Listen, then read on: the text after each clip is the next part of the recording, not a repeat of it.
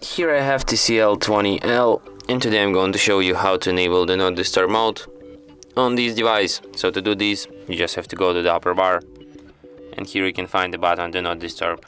Tap on it once and you can switch this mode. By holding your finger on it, you can access some of its settings. For example, you have the priority only allows.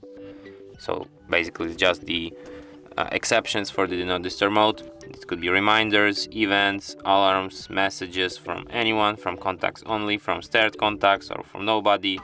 The same goes for calls, and there is also an option repeat callers. If the same person calls a second time within 15-minute period, this call will be added to exceptions too. And you also have the automatic rules, which is basically just the schedule for this mode, and here you can like change its name. You can select during events, reply.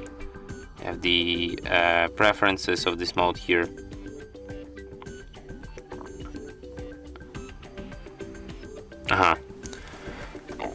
For example, you can select on which days it will be applied, the start time, the end time, different preferences on this mode.